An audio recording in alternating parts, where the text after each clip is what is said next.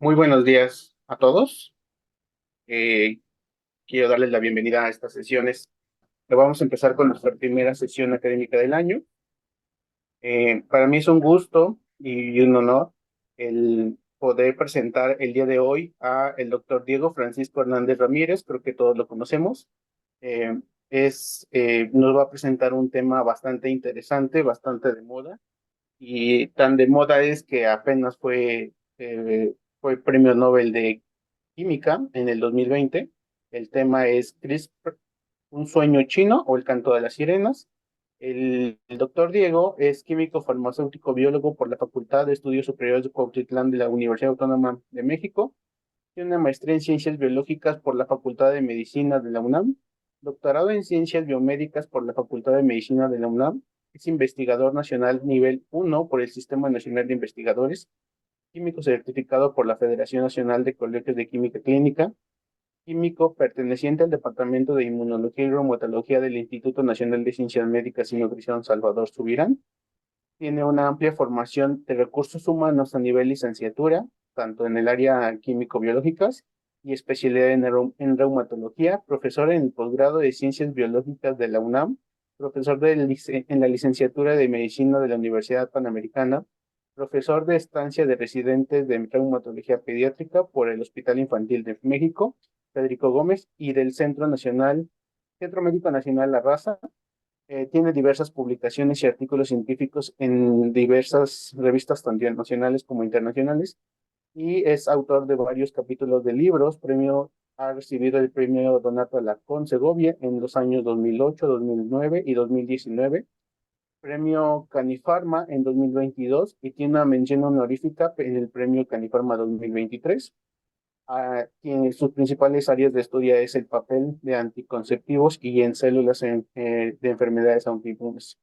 Entonces, es para mí un honor que esté aquí con nosotros. Siempre está con nosotros, pero está del otro lado. Entonces, eh, vamos a darle la palabra. Bueno, es un honor para mí poderles presentar. Digo, ya saben que yo, me gusta mucho lo que es la ciencia. Entonces quisiera presentarles un tema muy interesante. Digo, a lo mejor se confunde un poco porque ¿qué tiene que ver CRISPR con el canto de las sirenas o sueños chinos?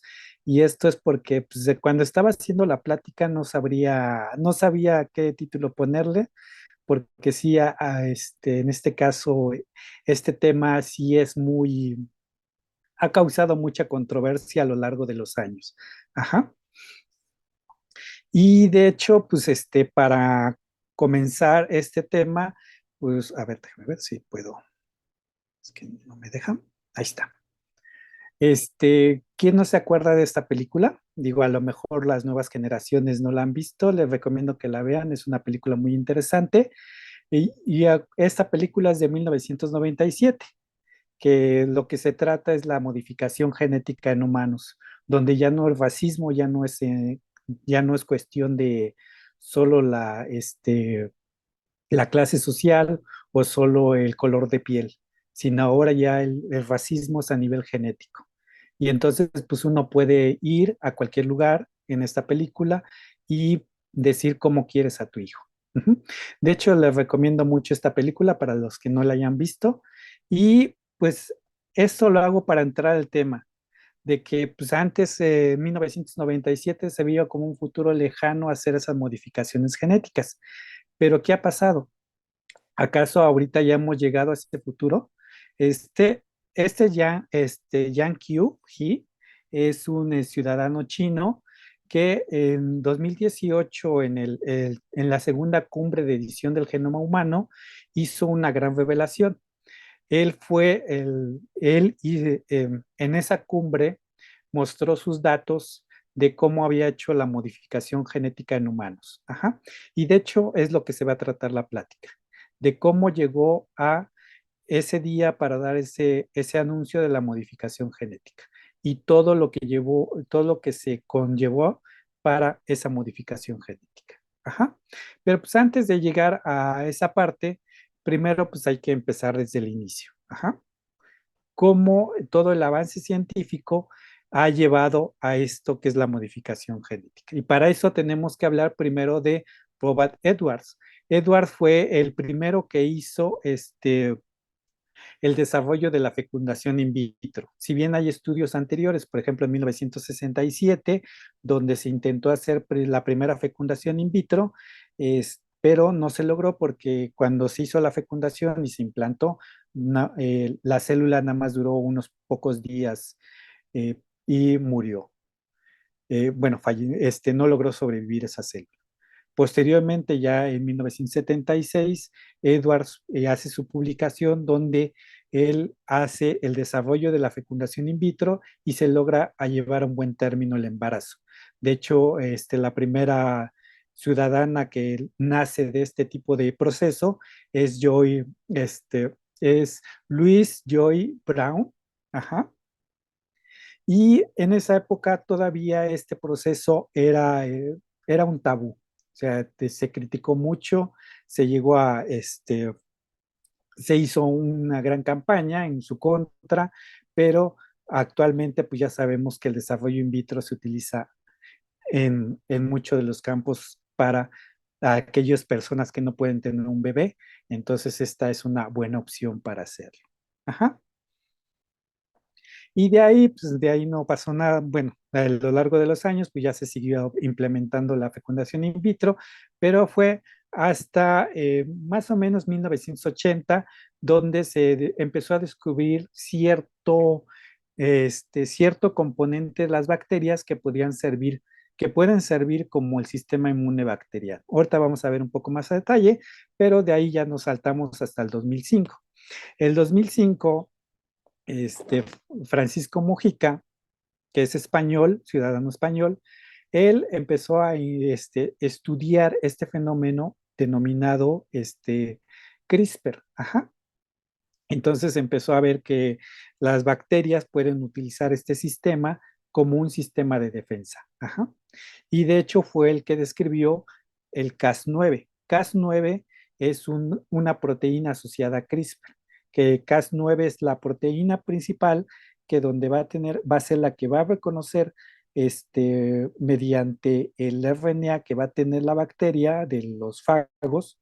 Ahorita vamos a ver un poco más a detalle, pero para irles adelantando, y entonces va a cortar a los fagos, o sea que va a evitar que el fago se reproduzca en la bacteria. Ajá. Esto fue en 2005. Entonces aquí ya vemos el descubrimiento de Cas y CRISPR. Ajá. Posteriormente, en el 2012, Jennifer Doudna y Charpentier, ellas lo que hacen es utilizan ese mismo sistema, pero utilizan también un RNA como guía. Las bacterias lo que utilizan es el DNA como guía o a veces RNA bacteriano como guía, pero ellos lo que hacen es utilizar un RNA como guía que permite unirse al sitio de interés o al sitio específico donde se va a hacer el corte y posteriormente Cas llega y corta ese DNA del fago. Ajá. Entonces, pues esto logró que, como había mencionado Andrés, en el 2020 se hiciera, ganaran el Premio Nobel de Química por este estudio, por el desarrollo de la técnica de CRISPR. Algunos mencionan que pues, también debió de haber ganado Mojica por la cuestión de que él escribió Cas. Entonces, pues el sistema CRISPR pues, no podría ser, no se puede utilizar, no se puede saber sin la participación de Cas. Ajá. Entonces, pues algunos dicen que también Mojica debió de haber ganado el premio Nobel junto con ellas por el estudio de CRISPR-Cas. Ajá. Pero, ¿qué es CRISPR? Ya les había mencionado, es el sistema inmune bacteriano, pero ¿cómo está? Este es el gen de una bacteria, donde tenemos aquí cómo está el loci. Podemos llamarle loci porque es un arreglo de pequeñas secuencias que nos permiten hacer tener un que nos permiten expresar ciertos componentes. Ajá. Entonces vamos a tener los genes de Cas, que son varios genes. Ahorita vamos a ver la participación de algunos, no de todos, pero vamos a ver cómo procesan o cómo se logra hacer este sistema. Ajá. Entonces, pues tenemos por una parte los genes Cas, por el otro lado tenemos secuencias repetidas y por acá tenemos esta región es la que vamos a llamar CRISPR, que son repeticiones palindrómicas cortas, agrupadas y regularmente espaciadas. Como vemos, están aquí las secuencias de los fagos y por acá unas secuencias que van a estar que están alternadas entre estas secuencias. Entonces, todo este es arreglo de CRISPR. ¿Y qué es lo que va a contener? Aquí las secuencias repetidas, espaciadoras, y por acá las secuencias específicas de los fagos. Ajá. Entonces, con esto, pues ya lo que va a hacer la bacteria cuando llega la infección del fago, pues va a empezar a expresar bueno, va a empezar a traducir esta secuencia para tener RNAs y con medio de estas secuencias, pues ya empezar a reconocer a los fagos que lo están infectando para poder eliminarlos. Ajá. Entonces, ¿cómo hace ese sistema?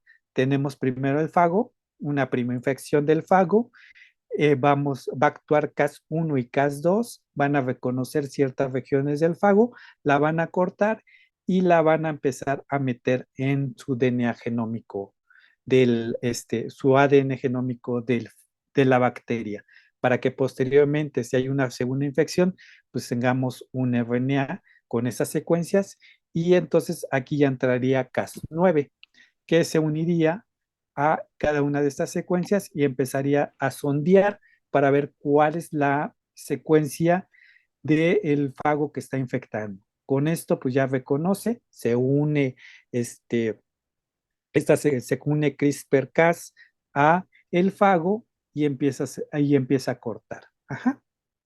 Entonces, esto es a grandes rasgos lo que hace CRISPR-Cas en la bacteria. De hecho, si, los primeros estudios fueron en arqueobacterias, que son, se puede conocer que, bueno, se puede decir que son casi las primeras bacterias que hubo a nivel mundial. Entonces, en el caso de las arqueobacterias, este sistema lo tiene el 90% de las arqueobacterias y en las bacterias en general lo tiene los tenemos en un 40%. O sea, no todas las bacterias tienen este sistema. Ajá. Y entonces, pues CRISPR, desde que se empezó a hacer, que se empezó a utilizar o a desarrollar, pues ya se han hecho múltiples avances en ello. ¿Qué se ha logrado hacer? Mutaciones inducidas, o sea, mutaciones ya específicas. También se ha logrado hacer regulación de la expresión génica, esto es haciendo pequeñas modificaciones en Cas, ajá, del lugar que le pongamos una endonucleasa, podemos ponerle un insulator o un enhancer, que esto lo que va a permitir es que la expresión sea más fuerte en el caso de los enhancer o los insulator, que se apague la expresión. También podemos hacer edición de bases. También se puede hacer edición de RNAs, por ejemplo, nosotros del lugar que combinemos con Cas9, que es una endonucleasa, también podemos combinarla con otro sistema que es Cas13 y esto lo que nos va a permitir es que modificar directamente el RNA, no el DNA, sino el RNA. Ajá. También podemos hacer localización génica. Si nosotros del lugar que le pongamos, del lugar el de la parte nucleasa o la parte donde hace la nucleasa, le ponemos una proteína verde fluorescente, entonces pues esto ya nos daría una señalización. Y también podemos hacer inmunoprecipitaciones. Ajá, que esto igual ponemos, hacemos que se una nuestro DNA, hacemos el corte y posteriormente pues le ponemos un anticuerpo anticas y entonces pues podemos precipitar para poder hacer los estudios posteriores. Ajá. Pero ¿cómo funciona CAS? Tenemos varios sistemas, bueno, tenemos dos sistemas principales por la cual pues, nosotros podemos utilizar CAS. Uno utilizando la recombinación homóloga y el otro utilizando la recombinación no homóloga. En el caso de la recombinación homóloga, lo que vamos a tener es que nosotros pues hacemos el corte, pero necesitamos otro DNA, ya sea un plásmido, que esto lo que nos va a hacer es que pueda recombinarse y entonces nosotros poder insertar la secuencia de interés. Ajá. y esto pues nos va a permitir corregir algún error. El otro sistema, como ya les había mencionado, es la recombinación no homóloga. Aquí, ¿qué es lo que pasa?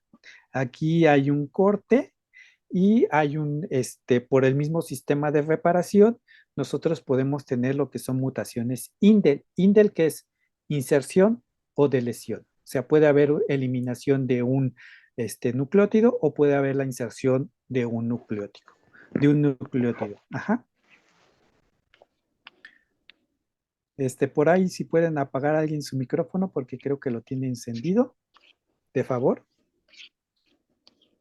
Este, entonces, lo que podemos ver es que con estos dos sistemas, pues se puede jugar mucho, se puede tener lo que queramos. Ajá.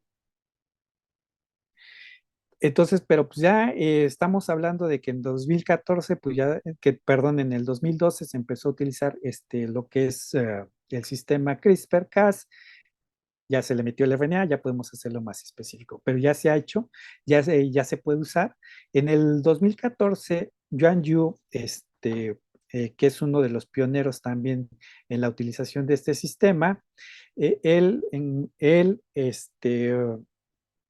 hizo los primeros estudios y él decía en esa época, pues decía, perdimos un ratón, que significa que modificaron el ratón, pero no logró sobrevivir, pero logramos una oveja, una cabra y un mono. De hecho, pues no, busqué los reportes para ver si había publicado los estudios, no hay publicado los estudios, nada más hay un pequeño reporte y ese reporte es de los monos, de la modificación de los monos. Y lo pueden encontrar en Nature, lo buscan en 2014 y van a encontrar. Y esta es la modificación. No encontré de la cabra, ni tampoco del otro, de la oveja. Ajá, solamente de los monos. Y él, pues en su reporte dice que modificó estos dos genes. PPR, PPR gamma, que tiene que ver con la regulación la regulación del metabolismo, y RAC1, que tiene que ver principalmente con el sistema inmune, que es para la recombinación de los genes, ajá, de los anticuerpos o de los receptores del TCR. Ajá. Entonces, pues él logró hacer, su reporte dice que logró hacer esa modificación. Pero fue hasta el 2015 donde pues ya comenzamos a ver ya lo que es la edición en humanos y fue, aquí, por eso le pongo aquí el comienzo del sueño chino, porque esta publicación fue el parteaguas o fue ya donde se empezó a desarrollar este tipo de tecnología ya en humanos. Ajá. De hecho, si ustedes ven, lo publicó en Protein and Cell porque él intentó publicarlo en otras revistas, por ejemplo, Science o Nature, pero por cuestiones éticas, pues ellos no logró publicarlo ahí, ellos se la rechazaron porque dijeron que pues, no se podía, por cuestiones éticas, no podían publicar ese estudio. Entonces, pues lo publicó en esta revista y da la casualidad, pues que el estudio es un estudio chino y la revista, pues es china. Ajá. Entonces, pues aquí ya comienza a utilizar cigotos humanos, ya empieza a modificarlos y ay, perdón, y entonces, pues ya empieza a hacer sus estudios, empieza a ver que sí se puede hacer la modificación, pero habría ciertos problemas. Ajá. Pero aquí es donde ya podemos ver que ya se comienza a hacer los estudios en humanos. Posteriormente, después de esta publicación, en el 2000, igual unos meses después, en el 2015, pues ya Estados Unidos prohíbe la modificación en humanos. Y posteriormente, en el 2016, la Dirección de Inteligencia de Estados Unidos lo que hace es denominarlo a CRISPR como una arma de destrucción masiva. Ajá. En su informe anual de evaluación de riesgos mundiales, no nombra directamente a CRISPR, o sea, no dice, no, pues CRISPR va a hacer esto, pero todo el escrito hace indicar que es CRISPR. porque habla de modificaciones en humanos, de la eugenesis. Entonces, pues él ya establece pues, que esta tecnología debería considerarse como un arma de destrucción masiva. Ajá. Pero pues lo que vemos actualmente, si ustedes buscan en Amazon, de hecho este lo saqué la semana pasada, ustedes pueden ver kit de CRISPR de ingeniería genómica bacteriana para glicolaje. Ajá. Te vienen CRISPR, te vienen las bacterias, tú puedes hacer la modificación. Lo que no sé si la mandan acá en México, pero en Estados Unidos pues sí lo puedes comprar. Ajá. Pero acá en México, quién sabe, si logre pasar la aduana. Ujú. Pero pues se puede conseguir. Entonces, pues eso de que todavía hay muchas restricciones en cuanto a la utilización de CRISPR, pues no, todavía tengo mis dudas. Ajá. También, este es aquí le pongo otro suceso extraño porque ocurrió en el 2016 y este personaje, John Sang, también va a tener mucha relevancia en el caso de John Q. Eh, John Sang en el 2016 hizo la primera transferencia mitocondrial, o sea que lo que hizo fue del óvulo de una madre que las mitocondrias no funcionaban, transfirió mitocondrias de otra persona y entonces logró hacer fecundar el- logró fecundar el óvulo para poder tener a un niño. Por eso lo llamó el niño de los tres padres. Ajá. Y me pueden decir, bueno, pues ¿y qué tiene que ver eso con CRISPR si esto es transferencia mitocondrial y pues, CRISPR es modificación genética? Ujú. Porque según los informes, según los reportes que hay sobre Yang Q, él habló con Sang para poder hacer posteriormente la modificación en humanos, pero pues ya después de lo que pasó, después del 2018, le preguntaron a Sang y Sang dijo, pues es que pues, yo hice una plática de borrachos con él y le dije, pues sí, sería interesante, pero pues no le di alas. Pero pues eso ya es cuestión de interpretaciones porque no sabemos realmente lo que ocurre ahí. Y también aquí les pongo esto porque es interesante, porque en Estados Unidos no se podía hacer ese tratamiento. Entonces tuvo que ir a un país donde las leyes sean más laxas. Y pues, ¿dónde creen que lo hizo? México. No, también busqué en qué en qué estado de México lo hizo, pero pues no, tampoco hay reportes en dónde lo hizo, en qué hospital lo hizo. Todo está secretamente hecho. Nada más se dice que vino a México, hizo el tratamiento acá, hizo la fecundación acá y ya después pues, se fueron a Estados Unidos. Ajá, porque ya estaba prohibido. Entonces, pues eso significa que todavía nos falta mucho en cuestión de legislación para este tipo de cosas. Ujú. Ya en el 2017, pues como siempre, ya les decía, continuaba el sueño. De nuevo, Jin Wan, ya habíamos visto que ya había hecho las modificaciones en los embriones, en los cigotos. Ahora, pues dice, pues vamos a tratar una enfermedad que necesariamente se tenga que hacer porque por la cuestión de ese tipo de enfermedad. Entonces lo que él hace pues, es la modificación, el arreglo de la beta-talasemia. Se hace la mutación para que los embriones, este, los embriones pues se les pueda arreglar este gen. Ajá. Aquí tengo que también mencionarles que los embriones que utilizan no son embriones que van a ser puestos, bueno, que van a fecundarse, bueno, que van a implantarse para tener un bebé, sino estos embriones son embriones, supuestamente lo que menciona él, son embriones fallidos durante la fecundación in vitro. Ajá. O sea que todo lo hacen mediante fecundación in vitro y si el embrión falla, pues eso lo recuperan y empiezan a hacer ahí las modificaciones genéticas. Ujú. De hecho, ¿qué es lo interesante en este estudio? Lo interesante es que sí logra hacer esa modificación, sí logra arreglar el gen de beta-talasemia, pero también podemos encontrar pues, que no todo es que no todo se logra, se puede lograr, ¿cómo se llama? Arreglar. Ajá. Siempre van a haber algunos que pues no se van a poder arreglar completamente o en algunos casos pues no se va a arreglar nada. Entonces vamos a tener lo que podemos tener, lo que se denomina mosaicismo. Ajá. Que vamos a tener unas células modificadas, otras no modificadas, y entonces pues eso es un problema que posteriormente se va a recaer. Y bueno, y ya posteriormente, porque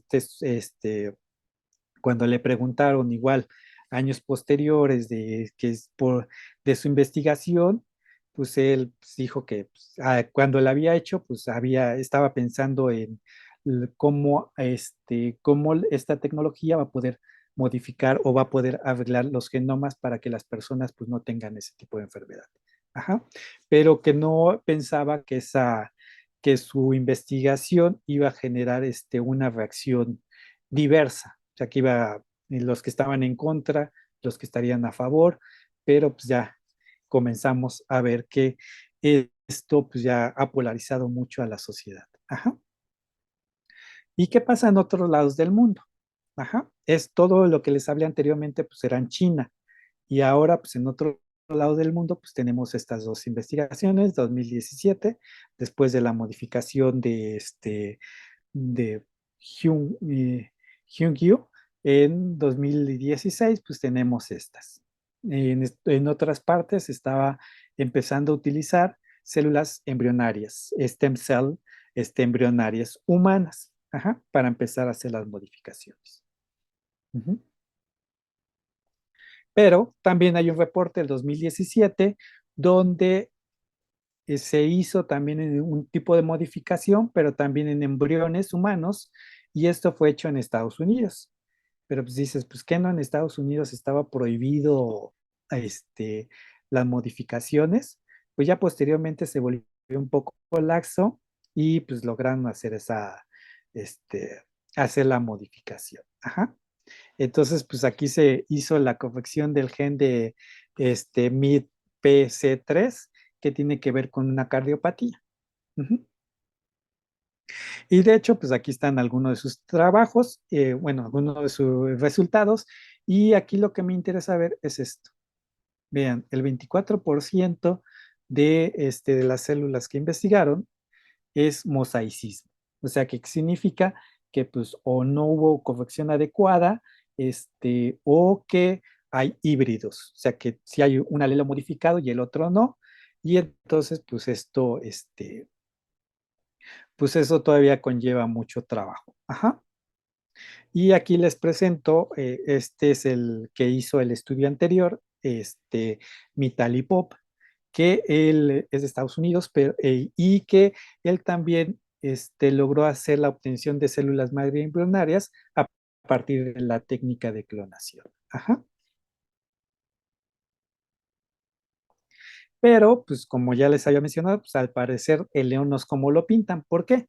Porque igual en el 2017 salió este estudio igual en Estados Unidos, en ratones, donde encontraron que una gran cantidad de modificaciones hechas por CRISPR que no eran las modificaciones que querían, sino eran otro tipo de modificaciones en otros lados del genoma. Entonces ellos establecían pues, que hay que tener mucho cuidado porque lo que significa es que CRISPR estaba cortando en otros lados donde no debería. Ajá. Pero para los que trabajaban con CRISPR, pues eso, de hecho aquí les muestro, aquí están, la cantidad, vean la diferencia, estamos hablando de que hay una gran diferencia de un ratón con otro que ha sido modificado y eso pues quiere decir que pues, en los ratones, que la técnica no es tan específica como lo pone. Ajá.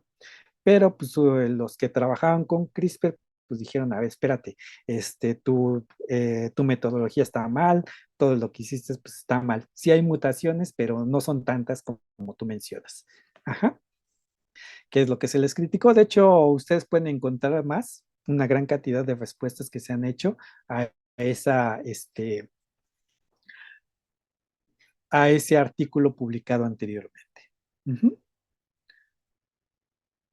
Pero En el 2017, pues aquí ya comenzamos con el canto de las sirenas. Y este es el reporte que Jiang Qiu utilizó para fundamentar su estudio. Ajá. Este es el informe NAS de la Academia Nacional de Ciencias de Estados Unidos, donde él establece pues, que en condiciones graves, bajo una supervisión estricta, sí se podría hacer la modificación. Ajá. ¿Y esto para qué? Para tratar de prevenir enfermedades o discapacidades. Y que la precaución no significa prohibición. Y pues pone varios criterios. Ausencia de una alternativa razonable, restricción a genes relevantes, registro completo, ver riesgo-beneficio, supervisión completa, hacer un seguimiento a lo largo de la vida del individuo y una evaluación continua para ver si esa tecnología pues, sigue siendo una buena alternativa para obtener la modificación genética. Y pues Yang Q lo que dijo, pues me están dando vía libre, entonces puede hacer la modificación. Ujú. Pero pues no tan solo vimos que CRISPR puede hacer modificaciones en otro lado del genoma, sino también se ha encontrado que CRISPR puede inducir la expresión del gen P53, que tiene que ver mucho con la reparación del daño ADN. Entonces, ¿qué significa? Que una vez que CRISPR comience a hacer eh, a empezar a cortar, se activa P53 y puede empezar a arreglar ese corte, esa modificación. En algunos casos puede haber inhibición celular, o sea que la célula ya no prolifere, puede reparar ese daño al DNA o en otras ocasiones puede llevar a la apoptosis a esa célula modificada. Ajá. Entonces, pues ya vemos que también la participación de otros genes pueden estar implicados en que CRISPR no funcione muy bien. Ujú. Y ya en el 2018 es cuando comienza ya la pesadilla, como dirían, del cambio del sueño ideal a la pesadilla. ¿Por qué? Porque vean el mes y el día, 25 de noviembre. Ahorita van a ver por qué es interesante esto, del 2018.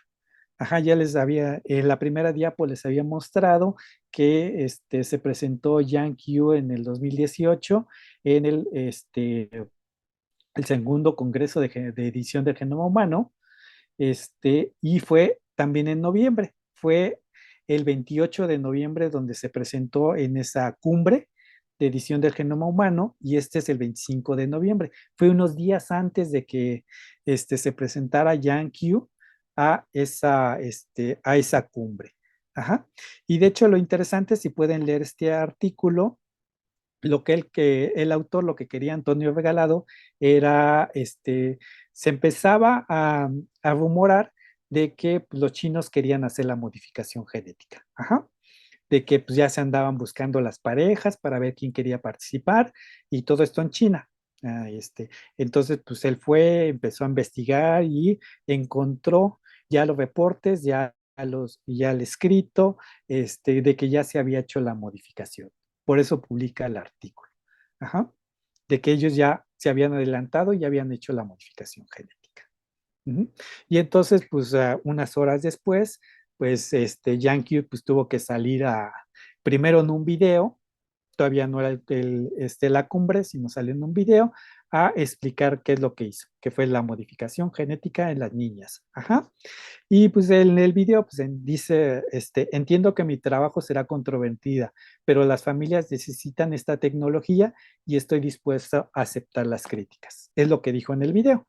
Pero pues ya posteriormente pues ya vemos todo lo que ocurrió después de eso. Ujú. Ya en la cumbre, cuando estaba dando su plática, pues lo que dijo, pues lo siento, se me adelantaron. ¿Esto qué significa? Pues que él quería dar la noticia en esa cumbre. Ajá. Pero pues como ya había salido el artículo, unos días antes, pues por eso tuvo que decir, pues lo siento, pues se me adelantaron, yo quería presumirles aquí en esta cumbre todo lo que había hecho, pero pues ahora pues tengo que hacer esto. Ujú. Entonces, ¿y cuál es lo relevante de del trabajo de Yankee es la mutación a CCR5. Ajá. Ahorita vamos a ver qué es CCR5 y qué implicaciones tiene. CCR5 es un receptor de quimiosinas. Ajá. Tiene esta forma. Entonces, pues, permite a los linfocitos T, porque principalmente están los linfocitos T, permite que los linfocitos T, pues, migren hacia los lugares de inflamación y entonces, pues, esto por mediante sus ligandos, las quimiosinas, para que cumpla su función. Ujú. Pero, ¿qué pasa con CCR5 y el virus del VIH? Ajá. Entonces, pues que utiliza CCR5 para lograr entrar a la célula. Primero se une al receptor al CD4 y posteriormente se empieza a unir a CCR5. Y con esto, pues logra entrar a la célula para poder infectarla. Pero en algunos casos hay una mutación que se llama CCR5 delta 32, que esta mutación lo que hace es que corta, o sea, no se forma una proteína totalmente funcional de CCR5. Y esto, ¿qué va a ocasionar? Que por esa mutación el virus del VIH no puede infectar a la célula. O sea, sí se une a CD4, pero no se une a CCR5 y por lo tanto no hay una infección celular. De hecho, aquí les muestro, esta es este, una proteína normal y por acá tenemos el CCR5 delta 32, ajá, que está en el brazo corto del cromosoma 3. Ujú. Entonces, pues Yankee lo que quería era obtener esta mutación. Ujú. Pero pues realmente pues es buena la mutación. Hay algunos reportes que dicen que realmente no es buena.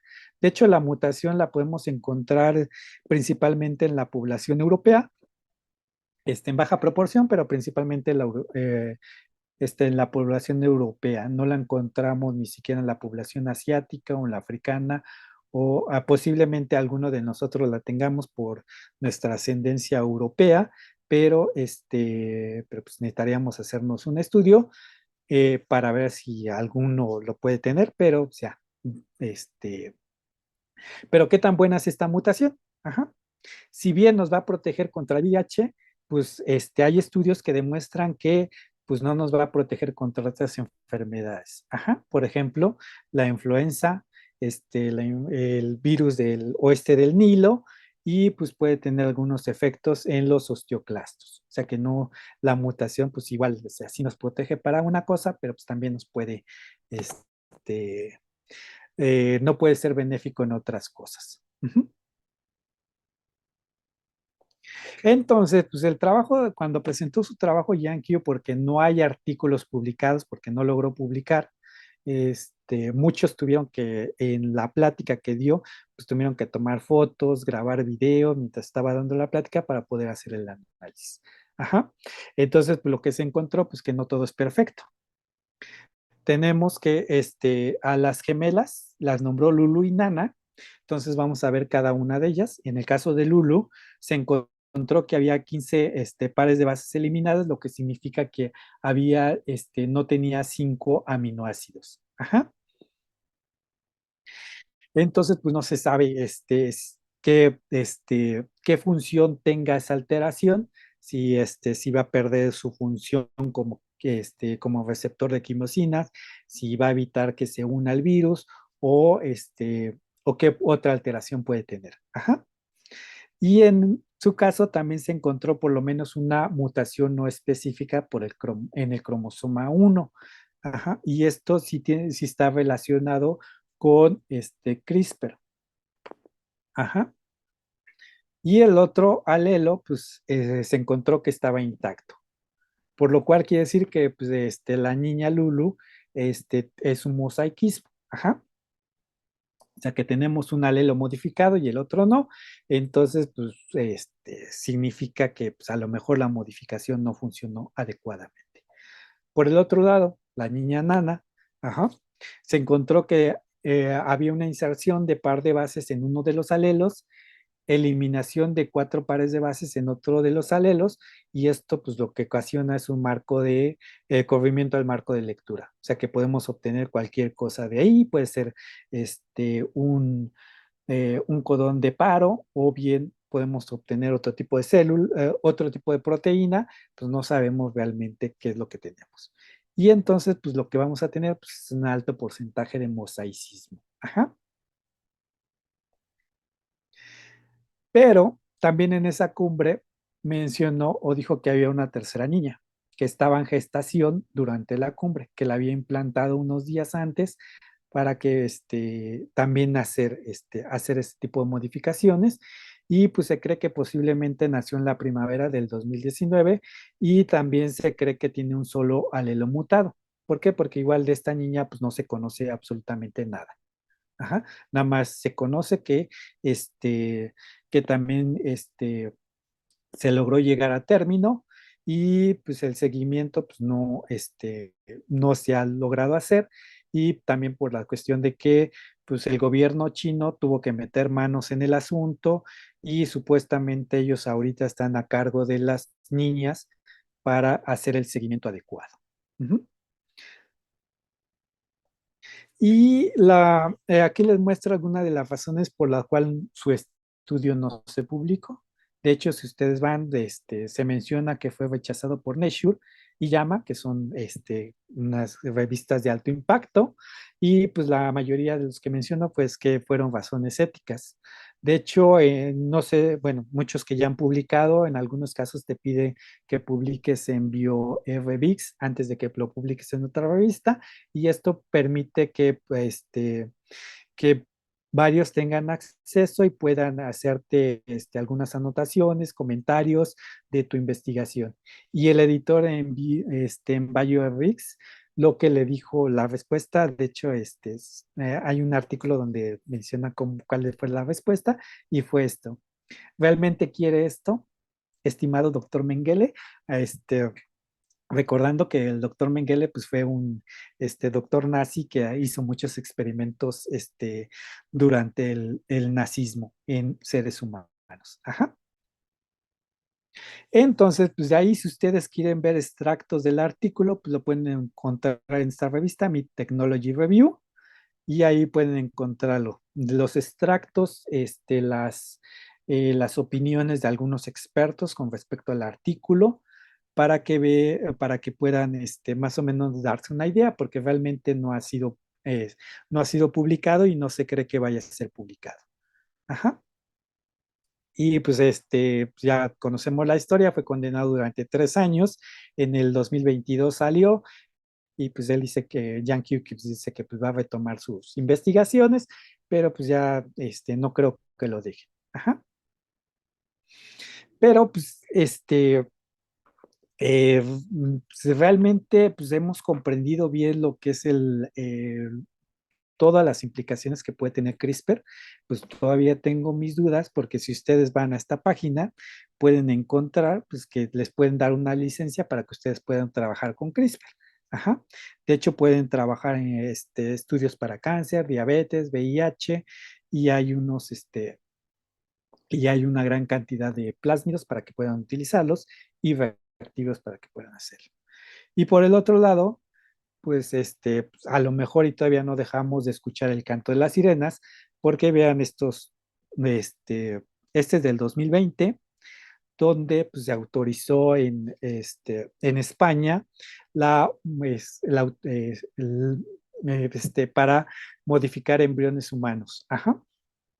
Y de hecho fue una gran noticia en España, porque hasta mencionaban que fue la primera vez que a una científica le daban la oportunidad para modificar embriones, y pues entonces pues, que se debería utilizar esta tecnología. Y por el otro lado, un investigador ruso, pues él dice que pues, se debe de publicar, aparte de publicar los estudios de Yang Q, bueno, el estudio de Yang Q, también pues deberíamos empezar ya a ver lo de la modificación en bebés. Ajá.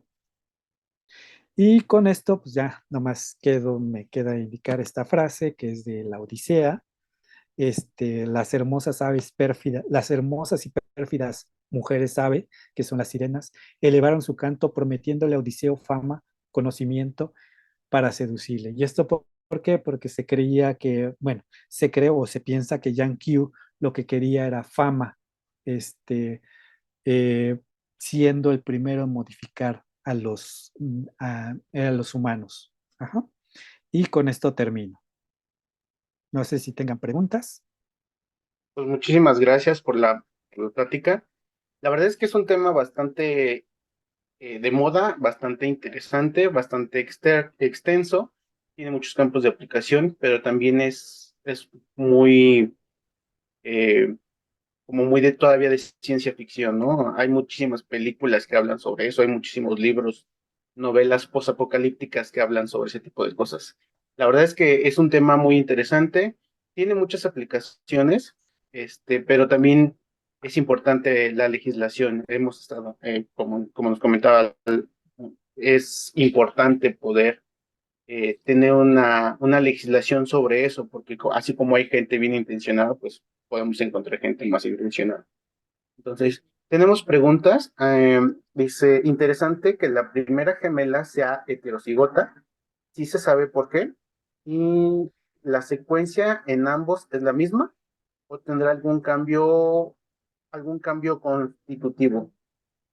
No, de hecho, te digo, no se sabe completamente. Estos son los que han escrito con respecto a este tema y se encontró pues que sí, las modificaciones que se dieron no son, de hecho, como vimos, en el caso de los ratones, a ver, déjame regresar,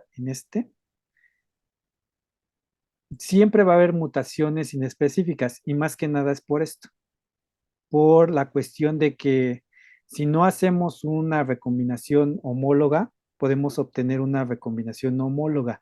Y esto que ocasiona indels o los indels, que son inserciones o deleciones, y esto va a ocasionar que, pues, que tengamos diferentes, bueno, los alelos distintas secuencias en ambos alelos. Ajá. Y eso pues va a ser que no sea muy adecuado. De hecho, aquí no les mencioné, pero para los que trabajan en ratones, pues ya saben ellos pues, que para nosotros tener un ratón knockout puro, o sea, que la modificación esté en ambos genes y que sea totalmente puro y que nos aseguremos de que todo el ratón tenga esa modificación, pues necesitan pasar 20 generaciones. Ajá. Imagínense en humanos, tendríamos que esperar tanto tiempo para obtener un humano totalmente modificado o que su modificación sea la que nosotros queremos.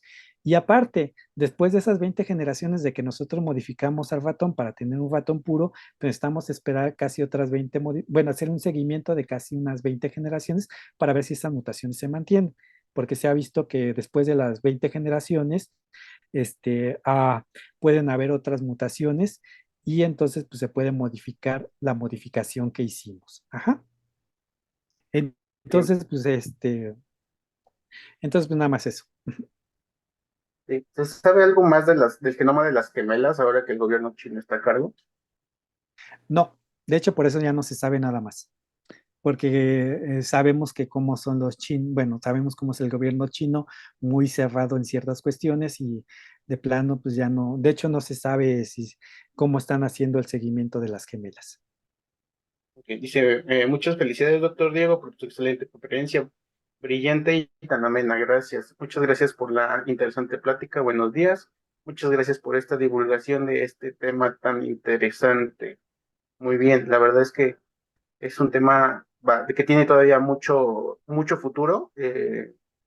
Entonces, ahí tenemos más. Felicidades, doctor Diego. Entonces, realizar experimentos con genomas estandarizados no es fácil. No, claro que no es algo muy difícil todavía y mucha paciencia, ¿no? Sí, de hecho, sí, es todavía muy difícil porque todavía no sabemos, todavía no controlamos completamente ese sistema. De hecho, por eso les decía, el ruso, ay, ¿cómo se llama? El último se llama, bueno, el que quiere hacer las modificaciones, él dice, pues sigamos haciendo modificaciones para pulir para pulir la técnica y pues que también se publique el artículo de YanQ para seguir puliendo la técnica y ver qué fue el error que tuvo para pues nosotros no cometer ese mismo error. Sí, realmente lo que hace CRISPR-Cas es lo que es un poquito más específica el tipo de modificación genética, ¿no? De edición genética. No es tan azaroso y no reduce la probabilidad de tener falsos o tener embriones mal modificados, ¿no? Creo que es el principal avance que tiene CRISPR. Sí, pues como te mencioné aquí, o sea, la cuestión principal es cuando tienes indels o cuando entra P53 o que eso es lo que hace que pues, a lo mejor no tengamos completamente bien desarrollado este sistema. Sí. Pues bueno, pues queremos agradecerle al doctor Diego por tan amena charla. Le haremos llegar su constancia de participación. Quiero darle unos avisos. Todavía tenemos una pregunta. Doctor Diego, ¿sabe si, por ejemplo, en Estados Unidos se necesita un permiso especial para trabajar con estas técnicas en general? Sí, sí, en Estados Unidos y en Europa. De hecho, aquí les mostraba el final ¿dónde está? A ver, déjenme ver. Que tienes que pedir una licencia para trabajar con CRISPR. Te la dan gratis, pero sí tienes que pedir. Te metes a esta página, déjame checar dónde está la página, y tú puedes pedir La licencia. la licencia. Aquí está. Te metes a esta y ellos te dan licencia gratuita y te lo dicen para uso clínico. Ok, Ujú. perfecto. Gracias. Bueno, pues con esto concluimos la parte de preguntas y respuestas.